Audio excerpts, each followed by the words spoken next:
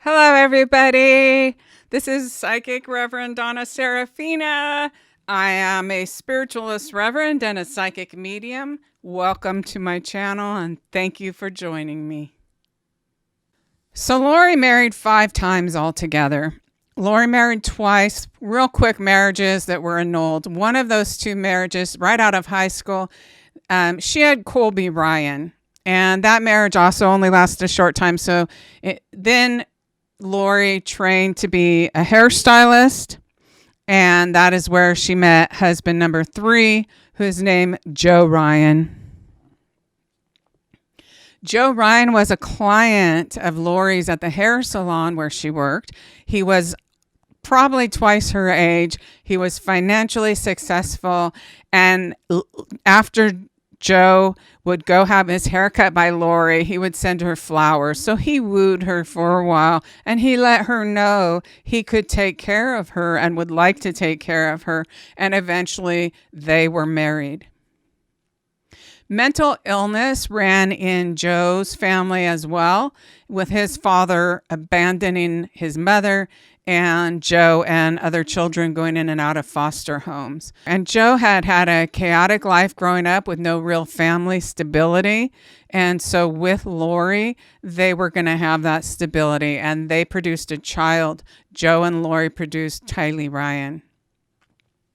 Joe understood and did not judge Lori where she was coming from, partially because they both had this mental illness running in their family. Joe Ryan would take care of Lori in the style that she wanted to become accustomed. He rented a very large, expensive house for her and Colby to live. And Lori was unhappy, however, complaining to a coworker that Joe Ryan did not seem to have much interest in intimacy, and she was really kind of wondering about being with him. See, Lori was still in her 20s. Joe was in his 40s, and he had slowed down a little bit. But she did become pregnant, and she gave birth to Tylee Ryan. However, Lori was unhappy in that marriage as she felt that Joe could not keep up with her. Joe Ryan was also short-tempered. He wasn't used to being around children or being married, and he was a little bit short-tempered with Colby, who was her son. So within a few years, Lori left him, and this began a 15-year, very contentious custody fights with Joe Ryan surrounding the issue of Tylee Ryan. And part of the court order that Joe Ryan had was that he had to pay 100% of the medical bills and or keep insurance on her and pay 100% of the co-pays. So it's interesting to note that Tylee did deal with some physical illnesses, and some people have wondered or speculated as to if there could be some Munchausen syndrome where a parent will make their child sick on purpose. And Tylee was small for her age, and she spent time in the hospital, I think, for pancreatic problems, if I remember it correctly. She did not grow as fast as other children. So if this speculation was true, then Lori's motivation for making Tylee sick, if she did that, because she was never accused of it, and there's no court records to indicate that could be the case, but again, that gossip and rumor and speculation did lead to wondering about every aspect of Lori's life. But she did keep real contentious with Joe Ryan. She's really all about winning in court. And after she left Joe Ryan, which was husband number 3, she found another financially successful husband named Charles Vallow. Charles Vallow would later become murdered, but Charles Vallow at the time became husband number 4. And for several years, Charles and Lori were happy. They made a good couple. He earned a lot of money, as much as $200,000 a year. She liked the good life. She liked spending it. Both of them were really into their body, into fitness, into being tan and in shape, and, you know, a little materialistic, I think. And so they got along really well for a while. And Charles rented Lori a really nice 4,000 something square foot home with a swimming pool. Charles, this was his second marriage, and he had 3 sons with his first wife, Cheryl. When Lori's son Colby was 16 and Tylee Ryan was 10, Lori and Charles adopted Joshua Vallow, who actually had the legal name Canaan. But this is where the story differs from what you may have heard, because multiple sources that I have, both from within the family and from Lori's friends, have all told me that Lori did not want to adopt JJ.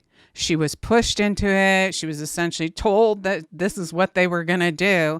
And then Charles was gone on business 5 days a week. Now, Lori never wanted to raise JJ from the people that I've talked to, which includes within the family and some of Lori's friends.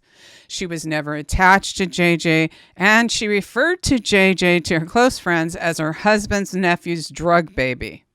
So she at church, she might have said, "Oh yeah, okay, this is my son, my adopted son," or whatever. But she wasn't into it. She felt pushed into it. Her children were 10 and 16 at the time, and for the first time in 16 years, Lori had a few hours a day to herself. From what I understand, Charles insisted they take JJ, and he earned $200,000 a year. He was the boss, and he was also gone 5 days a week. And as JJ became older, he became harder for Lori to deal with. He had a lot of mental or kind of meltdowns and temper tantrums, and it became quite a lot for Lori to deal with. On a personal level, and I'm not a psychologist, even though I've been a social worker and have studied psychology, I believe that the nonstop trauma, the meltdowns, the everything related to raising a child that was autistic that she was not attached to, and that's really key there, caused Lori to have a mental break. I believe it unlocked the schizophrenia from her body. She could not handle life anymore, and she felt that she was alone in the marriage. And as JJ grew bigger, he became harder to handle. If he went into a meltdown from the source, as I gathered, this was very frequently. Lori also retreated into the fantasy end-of-time books written by a doomsday prophet named Chad Daybell.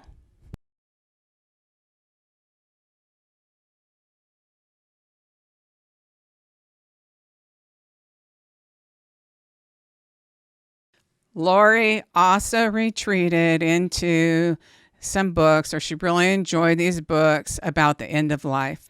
So I believe that schizophrenia was in Lori's DNA based on Stacy, based on her father, based on Alex, and that the stress from raising JJ unlocked it. And everybody around her, Charles, her son, Zach, her nephew, all kinds of people said there was a drastic change in the personality of Lori.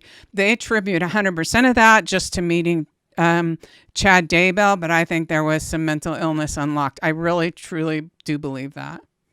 Lori Vallow became less and less interested in her marriage with Charles Vallow. She was done. At the temple, Lori met other like-minded friends who were also intrigued with the whole group that Chad Daybell was and preparing for the end of the world and things like that. And one of them was a former cop named Jason Moe. Now, Jason was a speaker and the group that coordinated events for Preparing a People. Preparing a People is not a cult. It's an organization, and they would coordinate events with speakers and booths and things like that. That would include music and arts and speakers on various topics. And some of those topics included preparing to survive catastrophes such as financial collapse, world war, and end of times. Jason met Lori and introduced her to Melanie Gibb. And Melanie Gibb is also in this court case, so it's good to know who Melanie Gibb is. Lori and Melanie Gibb hit it off right away, and they started doing podcasts together. They also drove up to an event where Lori met Chad Daybell for the first time. Chad told Lori that he was the Mormon deity called Moroni, which is an angel, which is on top of their temple, a very important deity in the LDS religion, and that she was his wife in a past life. Considering the fact that Lori appeared to be in some kind of psychotic break by everybody around her witnessing this, and she sucked up that hook, line, and sinker from Chad Daybell. There are people who would like to paint Chad Daybell as some sort of doofus who was sucked in by the pretty but manipulative siren named Lori Vallow. But friends of Chad Daybell have actually told me that Chad used the same line on all the women, sometimes as having as many as 5 women going at a time. And these were women from church. And he would tell them they were not cheating because they were married in a past life. Combined with his real psychic work, he convinced them that he was legitimate. So Chad cheated on Tammy frequently, and she rarely attended his events. Chad was a man who was free to come and go. Many people wonder why a beautiful woman like Lori Vallow would fall for an unattractive lumpty-dump like Chad Daybell. But with Chad, Lori found somebody who seemed to be as deep into spirituality as she was, and they hit it off immediately. Lori again told Charles that she was done taking care of JJ, that she wanted out of the marriage, and that he could take JJ. Charles wanted the old Lori back, and thus began behavior on both of their parts that escalated and ended with the death of her 4th husband, Charles Vallow. Chad had convinced Lori that her old husband, Charles, was actually dead anyway. So while he was still physically alive, Chad Daybell convinced Lori that the soul of her husband, Charles, was dead and had been replaced by somebody named Ned Schneider. And if you Google Ned Schneider, he was a dark occultist, a dark side occult person, which this does indicate then that Chad was familiar with the dark occult. And this becomes important because the children were later murdered on human sacrifice days. Both Tylee and JJ were murdered on human sacrifice days.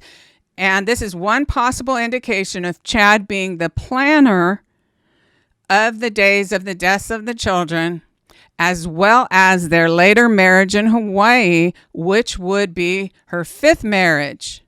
And that was a day of revelry where you celebrate the humans you sacrificed to the demons that season. I have a video, type occult, in my search bar. But at the time this affair was heated, Charles was still alive. Charles and Lori began acting a little crazy. Charles did not want to lose Lori. He felt she was just having a mental break and that he needed to fix her. And he wanted to force Lori into a psych evaluation. Now, in most states, a person has to be an imminent, provable threat to others or themselves to be locked up. Lori went voluntarily to talk to the psychiatrist, and again, she told Charles she was done with the marriage. So finally, Charles moves from their home in Arizona, and he takes JJ, and Lori did not want JJ. She's like, you take JJ, and so Charles took JJ with him. Now, Lori left and she took Tylee and she went to Hawaii. It really wasn't doable for Charles, who needed to travel 5 days a week to raise JJ. So he called Lori in Hawaii and he told her that if she would come back to Arizona, he would rent her a home near the rest of her family, which was important to her, if she would take care of JJ. And Lori told Charles that she would do that as long as Charles understood that the marriage was over and that he would not be able to sleep there or live there, stay there. It would not be his house. So Charles agreed to that, and Lori moved back and Charles rented her a house. But see, Lori had already threatened to murder Charles. And if he got in her way. So Lori had already threatened to murder Charles if he got in her way. But Charles really didn't have a lot of options there. And so he moved back and, rented the house for Lori. So he also had these teenage boy. So then it's about the life insurance. So during this time, because Lori had threatened to murder Charles, he put his life insurance policy in his sister's name, as you can only put one person's name. So during the time that Charles was in Texas with JJ, Charles put his sister's name on his life insurance policy because he wanted to make sure that nobody in Lori's family would get money if he ended up murdered. Several weeks later, Charles Vallow would be dead. Lori Vallow came back from Hawaii. She moved into the house that Charles rented for her and the kids. And by then, Colby was out of the house and married, and it was just Lori, Tylee, and JJ. Charles had not given up on the idea that Lori should revert back to her old self, and he felt that she needed mental health help, and he did some things that really infuriated Lori, including trying to get the bishop at the temple to revoke her temple membership. He recognized and repeated in court documents and to law enforcement that he felt that Lori had become delusional and crazy, that she'd gone over the edge, that she was suffering from mental health issues. So people who talk about Lori faking it, Lori's not faking it. When you see her giggling in court, it's because she's in a different reality than everybody else, in my opinion. So nobody else offered to take JJ during all this. And Charles gave JJ right back to Lori, who did not want him. She did not want to take care of him. And they both used JJ for a bargaining chip. Charles needed Lori to take care of JJ, and Lori needed a house. Charles needed to travel 5 days a week. Lori needed a house. Charles rented the house for them from one of his friends or acquaintances. Charles did a few things that made Lori really mad.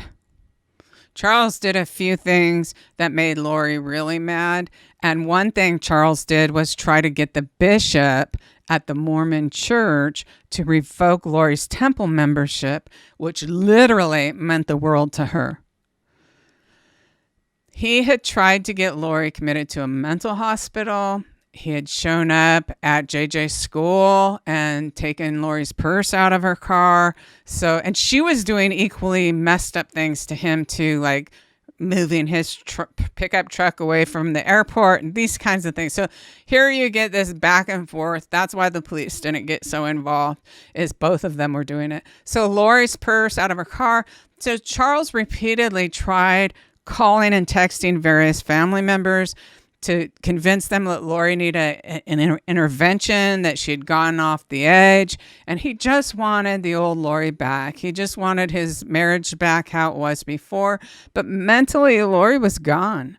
I feel like she was in a psychotic state starting at the time where people noticed she'd gone over the edge. I really, really, truly do. And possibly schizophrenia in her DNA unlocked. Okay, because she has 3 family members besides herself with really serious mental health issues. So Charles wanted the old Lori back, but Lori was done with it. And most of Lori's family sided with her and would not speak to Charles. Charles was able to get one of Lori's brothers, Adam Cox, to agree to go engage Lori in conversation and record her, but I don't think that ever happened. Adam talked to his mother about it, and his mother warned Lori. So 2 days before Charles was shot and killed, Lori's mother did tell her, look, they're trying to ambush you, etc. But she had no idea what they were planning or what was going to happen. That's not her fault. That's a normal thing to warn your kid about. So the question is, if Charles felt so strongly that he was willing to do all these things and he felt that JJ was in danger, why did he leave her? Why did he leave JJ with her? So on film, Charles actually told the police he was concerned about Lori hurting the children. Yet Lori did not try to keep JJ or even visit him when Charles left with JJ earlier. So Lori was not attached to JJ from everything that I could gather up from talking to friends and family. If you have any more information, feel free to email me. With Lori having JJ in a house rented by Charles, that would mean for Charles that he could continue trying to get her back. And so Charles was attempting to get family members to ambush Lori in what he called a family intervention. Lori told her family that she was afraid of Charles, and most of the family refused to speak to him. She also told her family that Charles had been cheating, and Tylee would later state in police interviews that Charles had occasionally expressed a violent temper, but it is unknown if that is true or not. On July 9th, 2 days before the death of Charles Vallow, Lori's mother told her to avoid Adam and about the planned intervention. So Lori had a heads up about that. And when she heard that Charles was in town and that he was planning on having this, what she felt ambush, she had Alex Cox, her brother Alex Cox, come and stay with her for her protection. And at least that will likely be her story if she ever goes to court in Arizona, as she is now facing conspiracy to commit murder charges because text messages between her and others indicate that they may have been planning this, because she sure was like, it's done to people after it was over. So in addition to the chaos in the marriage, Lori was plotting with Chad. If their spouses died, they could use the money from life insurance policies on both of them to grow the cult that Chad wanted. And the text messages and recorded calls indicate that the murder of Charles Vallow was planned and that Lori did not know that Charles Vallow had changed his life insurance policy over to his sister, Kay. Lori believed that she would be picking up $1 million policy after his death. Now, Chad would expect the same, and a few weeks before he's accused of murder of his wife. So as Chad would expect the same as he upped the life insurance policy on his wife, Tammy, shortly before she was murdered, but that would come later in October. So make no mistake, Charles Vallow is the victim of murder or conspiracy to commit murder. Although Alex Cox, Lori Vallow, and Tylee Ryan all gave statements at the police department indicating that it was self-defense. It's wise to learn about any events that lead up to a murder. Like when I look at murder cases, I say, okay, could the victim have done anything differently? That doesn't mean it's excusing the person who did it. It's just, how not to get murdered and things like that.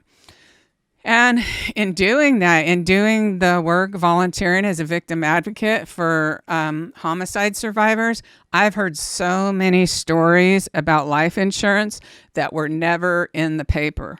So in retrospect, it would have been good if Charles had let Lori know that he had changed the life insurance. But he probably, he was trying to get her back. So it's like he did that. He should have just said, I did that. If we end up back together, I'll put it in your name or something. But it's not his fault. Again, I'm just saying, if you're a spouse in a bad marriage, make sure nobody has life insurance in your name. That's the bottom line of what I'm trying to get across. So it's just something to think about. I've heard it so many times where it never even made the paper about the life insurance. After Charles was shot and killed, Lori took his phone and rental car and left to drop JJ off at school and then came back. Alex, Lori, and Tylee, who was 16 at the time, they all went to the police station. They all gave recorded statements to the police, and no charges were filed against them at that time. And it would not be long after the children were missing that charges would be filed against Lori in Arizona for the death of her husband, Charles. In addition to Tylee and JJ's death being carried out on human sacrifice days, Tammy's death was in the time period set aside for kidnapping and torturing victims that would later be murdered on Samhain, also known as Halloween. The icing on the case, as far as proving these are occult murders, is that Chad and Lori flew off to Hawaii and they were married on another occult holiday, and that's called the Day of Revelry. So Chad Daybell and Lori Vallow flew to Hawaii and they were married on the Day of Revelry, and the Day of Revelry is set aside for sexual gratification in celebration of all the humans who have been sacrificed to the demons for that season. With the wedding occurring on this date, there's no doubt, there's no argument, there's no disbelief that these murders were occult sacrifices. The owner of the house where Lori was living when Charles got shot told her he wanted her out. So she packed up Tylee and JJ and moved to Rexburg, Idaho to be near Chad Daybell. And this was August of 2019. And maybe like right towards the end of August, Alex went along, and Lori and Alex both rented condos in the same complex in Rexburg, Idaho. It was clear by text messages that Tammy's death was in the works, although a date was not necessarily planned at that time. But within not much more than a week after arriving in Rexburg, Tylee Ryan, 16-year-old Tylee Ryan, would be dead. Tylee was murdered on an occult human sacrifice holiday according to the satanic calendar. JJ would also be murdered around 2 weeks later on another occult human sacrifice days. So both children are murdered on occult sacrifice days. I did an entire video just about that. You can go to my video page and just search for occult and watch that for greater detail. So both of these deaths of the children are covered up. They're also in my readings. The details about what happened to the death is just extreme. I was trying to help with clues that might aid law enforcement in finding the remains of the children and as to what happened to them. On October 19, 2019, Tammy Daybell would die in her bed. Chad had a reputation in the small town as a good Mormon and a religious man, so nobody was suspicious when his otherwise healthy wife, Tammy Daybell, died in her sleep. And as he told the coroner's office, Chad told them they don't want an autopsy, and her body was immediately shipped to her hometown in Utah for a funeral. The coroner's office obliged, and no autopsy was done on Tammy Daybell at that time. Chad Daybell had convinced Lori that her children were no longer her children. They were possessed by zombies, which, you could say demons, whatever you want. Chad Daybell had convinced Lori that her husband Charles was no longer her husband and also possessed by a zombie or demon spirit. Into under Chad's belief, from what he taught Lori, the only way to free these people, to free their real soul, is to kill the body. So it's very likely, in addition, that Lori believed in a principle called blood atonement. And that is a belief that if a person is murdered, they go straight to heaven. I don't know if blood atonement is a straight LDS religion.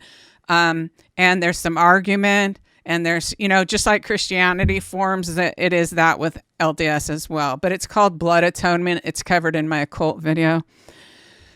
So there's this justification to murder the children. Of course, Chad doesn't murder his children. He gets Lori to murder her children. And Chad Daybell literally believed he was the leader of the 144,000 mentioned in the Bible, mentioned in the Mormon text, and various religions. Chad believed his job and purpose was to gather God's people and that he was going to be the messenger for God. And he believed it was his duty to unite these people and to survive the end times. Chad Daybell, according to conversations I've had with a friend, he believed in something called the Davidic principle, and that meant that he wasn't subjected to man's laws, that he was beholden only to God as a direct messenger and worker for God.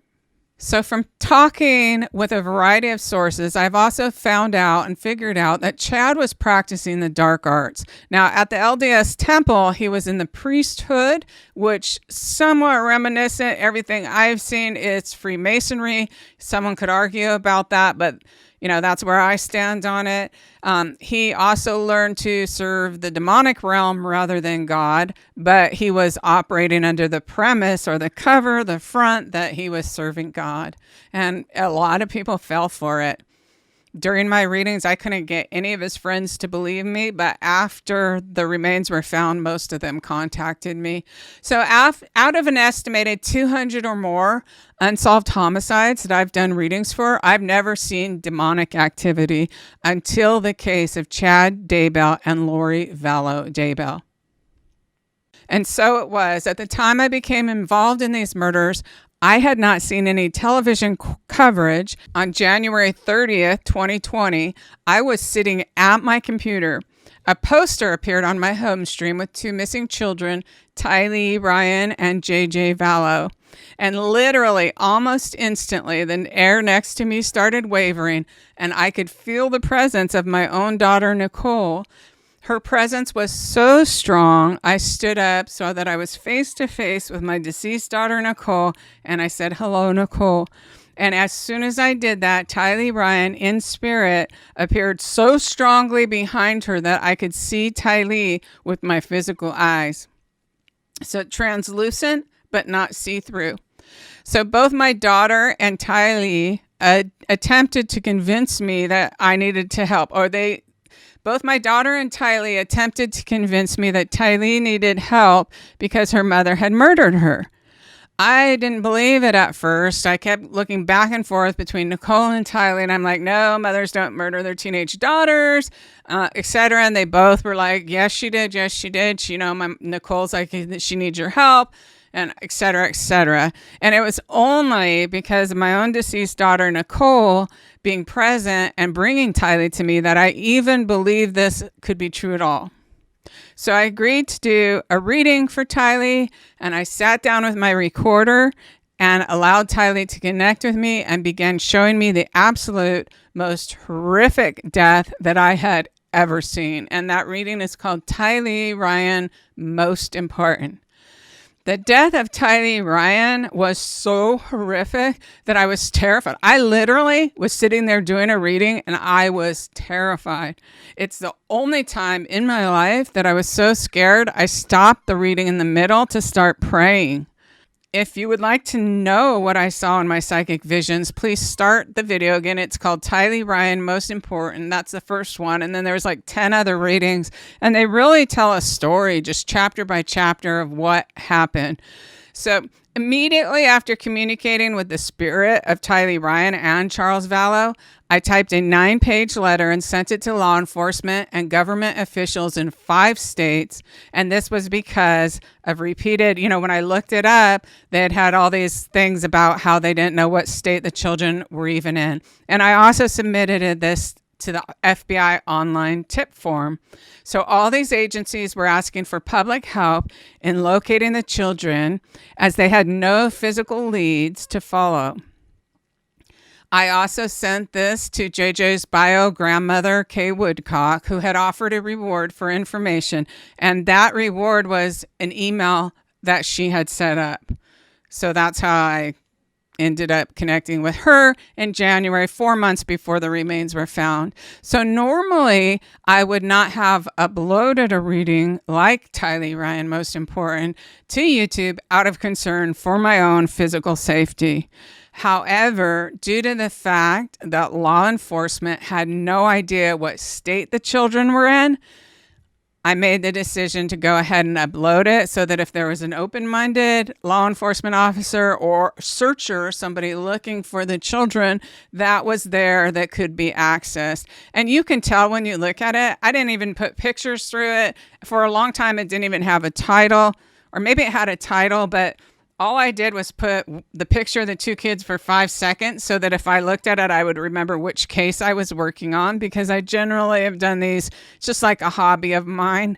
So soon after, I was contacted by family members of all the victims, friends of multiple victims, and continued to do more and more readings. I can't count how many readings I've done.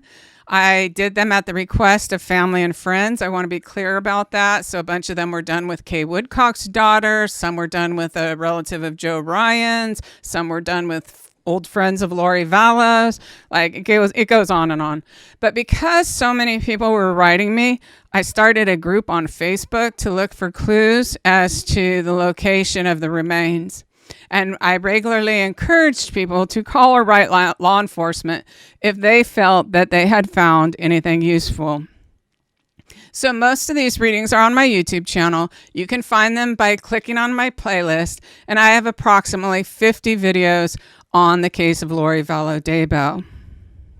On June 9, 2020, law enforcement raided Chad Daybell's house and recovered the remains of Tylee Ryan and JJ Vallow, and their deaths were exactly as I had described in my readings. For several months, I had been driven by Tylee Ryan and her stepfather, Charles Vallow, who had been in my house very frequently to push out information to try to help with clues that might resolve this case. Tylee Ryan, the spirit girl Tylee Ryan, wanted everybody in the world to know what her mother had done to her. The motivation for Charles Vallow is that he wanted Lori and Chad held accountable.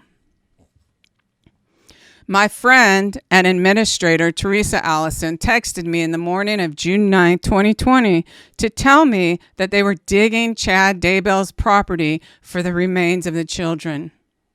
I turned on my computer and I spent the entire day staring at the screen, and I stared at the fire pit where I had seen Tylee's leg cooked and eaten. And that's in the readings. I'm going to leave it at that for now. So people were writing to me, but I couldn't answer. I was just in a state of trauma and shock. My job was done. I went to bed and I stayed there for 3 days. I was sick. I had a headache, a stomach ache, and I just cried. It was just months and months of nonstop, really pushing to try to make sure these remains were located.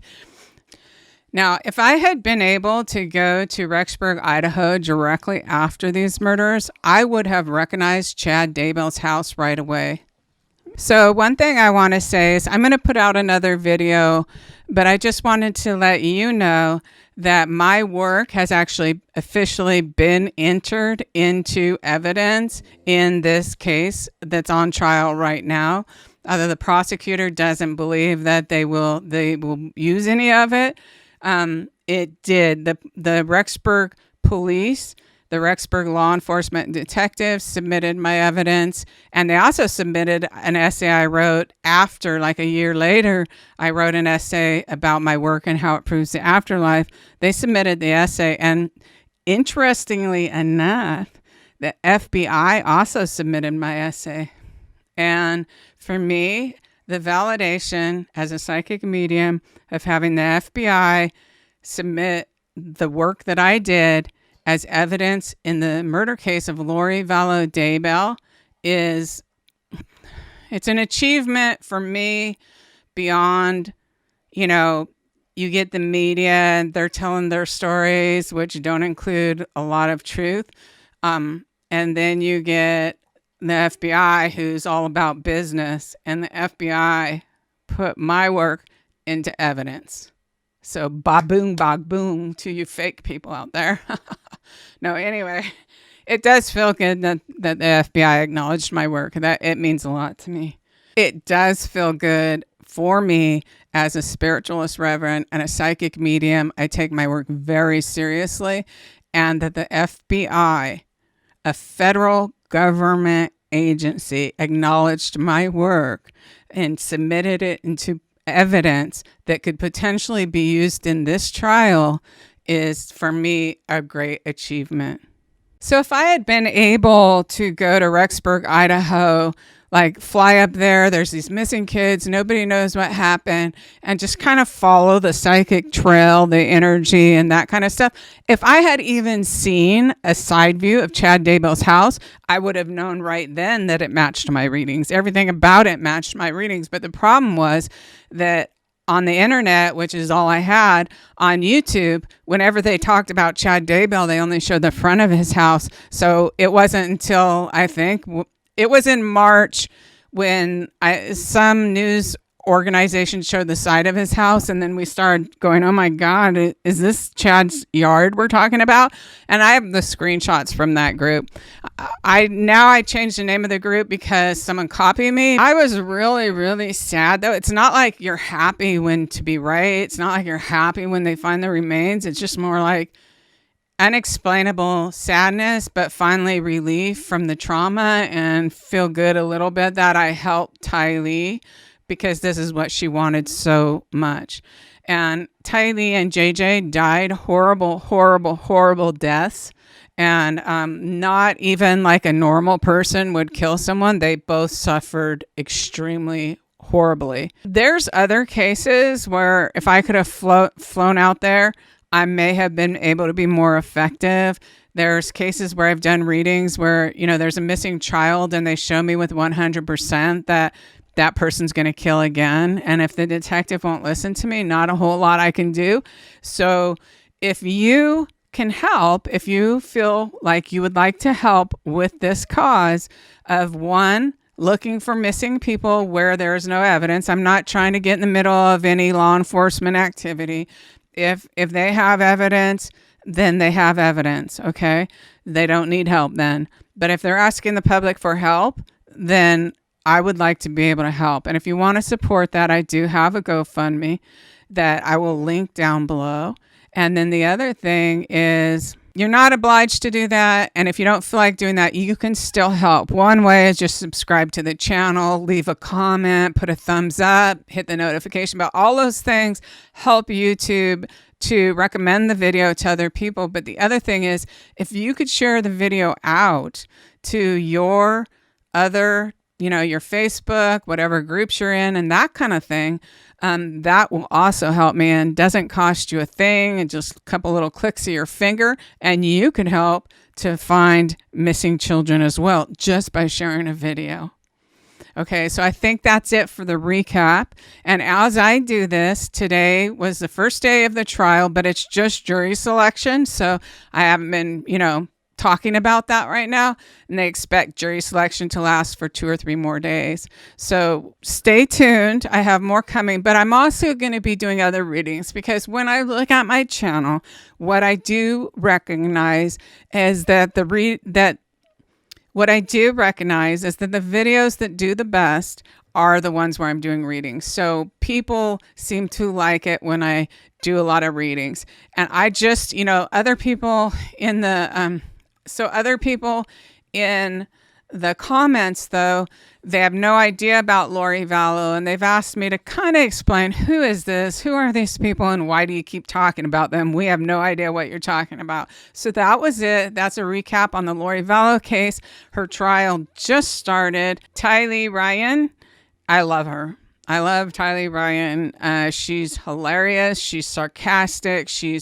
I actually named her Little Miss Adamant, because normally when you do what I do, you make an appointment with the spirit. You say, okay, tonight at 7, I'm going to do a reading, and then they can build up their energy and whatever. But not with Tylee. Tylee just come through any old time. She just bursts through while I'm trying to do dishes, and I can see she's going so fast and I can't understand her. And I'm like, look, if you're here when I'm done with the housework, then I'll do a reading. Okay. And then I'd be laying in bed and Charles and Tylee just appear there, and I could see them with my physical eyes. So it was a real interesting experience, and it went on for almost 4 months. And I became very close to Charles and Tylee and Tammy. Tammy was there a lot. Tammy was there, and she'd say, I'm just here for support. And there's another one, I did a reading with Tammy. I didn't even upload it because at the time, it wasn't my goal. My goal was to find the children, and I didn't realize that so many people would be interested. Joe Ryan came through a couple times, and I actually even did a reading with Alex Cox. Let me tell you a little bit more. Alex Cox. Okay, so, when all this stuff was going down, people were starting to get really suspicious, right? They're like, wait a minute. Oh, let me tell you this.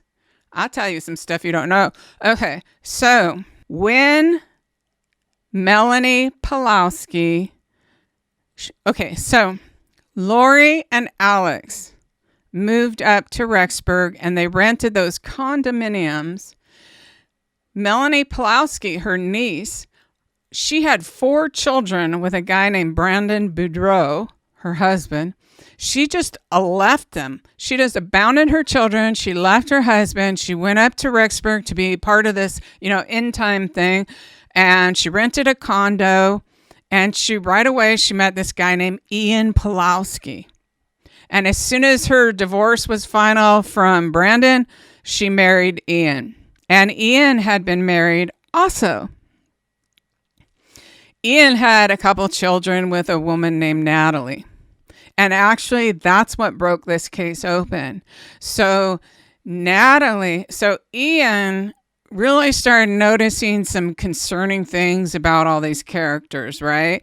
And he wrote about them on his laptop because he was just a little concerned maybe, about that. And then he didn't reformat his laptop before he actually gave it to his ex-wife.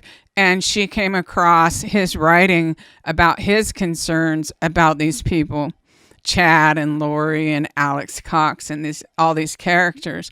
So Natalie was freaked out. Natalie was like, oh my God, I don't know if my children are safe, right? Because she has to have her children go have visitation with their father, and she's going to be sending them around all these people. So she did a background check. She figured out Melanie Pulowski and who Melanie used to be married to, Brandon Boudreau, and she contacted Brandon. And then Brandon is the one who he called the bio grandmother, Kay Woodcock, and told her. So Kay Woodcock hadn't seen JJ in 3 months. So she just called the Rexburg police and said, could you do a welfare check? Then this is an interesting course of events because several detectives or cops, or I don't know their actual rank, but they went to go do a standard welfare check. And one of the cops was Detective Dave Hope. Now, they're all really nice, okay? They're all real nice people. Everyone I've met from Rexburg is super nice. Just let's get that straight. I have not met any sinister people other than, I haven't met Chad Daybell, except potentially in spirit, but all the people in Rexburg have been very nice. But this is the interesting thing that a lot of people don't know. Detective Dave Hope, his son is married to Matt Daybell, who is Chad's brother. Now, Matt Daybell lived less than a mile from Chad. And Matt Daybell's daughter was married to Dave Hope, or Detective Hope's son, who coincidentally drives a Harley. But just listen to my readings and you'll hear about all these things. So anyways, Detective Hope, his son's married to the daughter of Chad's brother, and he's heard about Tammy's death. He already knows when they go up to there, and he didn't know before they went up there, but they go up there and what do you know? There's Chad Daybell. Oh, hey, Chad, how you doing? Do you know Lori? And Chad's like, oh, no, I don't know Lori. But then, they questioned him a little more, and he admitted he did know Lori. And so right away, it's starting to look a little suspicious, like Lori's husband was murdered down in Arizona, according to, the biogramma. The cops know this, and then the cops that show up just happen to be, somewhat related enough where they actually know about Chad Daybell's wife, Tammy.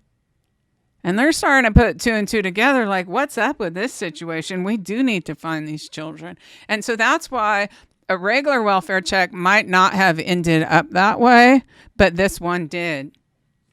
And the interesting thing later, so like if you look at my readings, you'll see all the things that happened come up. Like at one point in one of the readings with Charles, we're talking about this airplane hangar, and I'm going on and on about this airplane hangar. Well, it turns out the flight museum, the Legacy Flight Museum, is directly across the street from the storage unit that also played a really important role in this case.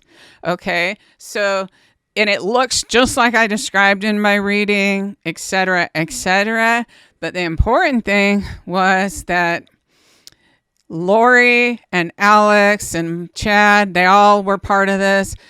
They go, at different points, and I'm simplifying it, but essentially they went and took the back seat out of the Jeep. They took the spare wheel out of the Jeep. And then Melanie Pawlowski and Alex Cox drove down to where Brandon Boudreaux lived. And who knows who shot at Brandon Boudreaux, but the person just missed his head by inches. And the only way, this is logical, but we'll have to watch the trial. Who was driving the car? Who was laying in the back? Because if you were going to be alone and driving the car, you wouldn't need the back seat out or the back tire. But hey, maybe he left Melanie at a hotel and maybe Alex just went and did this, right? Could be. And Melanie Gibb, who's super innocent. And okay, all these women, they talk like little girls when they're confronted, right? So the cops talk to them like, hi, I'm so innocent. Let me quote you a verse. And, and then they're slaughtering people, right? But so anyways, Melanie Gibb did reconnaissance I think it was the next day or within a couple days, because they were all wanting to know, did they hit Brandon? They haven't heard anything in the paper. And Melanie Gibb goes in that neighborhood and engages a neighbor to start talking and find out what happened. Now, she does voluntarily tell the police this, but this is only after she's sucked into the whole thing. No, she didn't call the police and tell them, oh, hey, they tried to murder someone and wanted me to go check it out. She didn't tell them that. That was later. All right. So I'm not too fooled by any of these people. They're not accused of a crime. And the other one, Zulema, she has been given immunity in exchange for her testimony. So hopefully it will be better than the interrogation or the questioning that she did for the police, which she's already lied. Seems like it'd be easy to disqualify her as a witness. So we're going to have to watch closely on the trial what happens with Zulema. Zulema is the one who, after the welfare check, Alex Cox, Melanie Pawlowski, Lori's niece, and Ian Pawlowski, they all took off. They went to Nevada, and Zulema and Alex got married. And Ian and Melanie Pawlowski, the niece, got married as well. Now, the interesting part is if you listen to Zulema, it sounds like she was supposed to be killed, probably because she knew so much. At least that's what she tells the police. Either way, Alex Cox is the one who got killed or died. So Alex Cox died, and when he died is super interesting. He died the day after the police had become suspicious enough about all of this that they wanted to exhume Tammy Daybell's body. I believe that was around December 11th, 2019. And Alex Cox literally drops dead the next day in Zulema's house because, of course, they were married. They went to Arizona. Zulema's son did not even know that his mother had married Alex Cox. So either way, Alex is frothing at the mouth. And the autopsy there, I don't know if they were suspicious or not. They did save some of his blood to allegedly be tested later. But I think they ruled it as like a pulmonary embolism or something like that. So Alex Cox is dead. And of course, during the trial, Lori is going to try to blame it on Alex Cox because he's not here anymore to defend himself, although he absolutely took part in these murders. Okay, that was it. Rocky and I want to wish you a really good day. Thank you so much for joining us. And if you like what you see, make sure you're subscribed to the channel, hit the notification bell, leave a comment, and please share out the videos. I thank you so much. I value your friendship. I value our community. Also, if you want to keep in more touch and discuss more in depth, join my Facebook group. It's under the same name as my channel. All right, take care. We got to go bye. I'm sorry, I'm tired. It took a long time to make that video, but I'm glad I did, because that really catches you up to speed about what occurred in this case and information that I'm pretty sure most of you did not know. All right, take care and have a good day. This is Reverend Donna Seraphina. Okay, bye.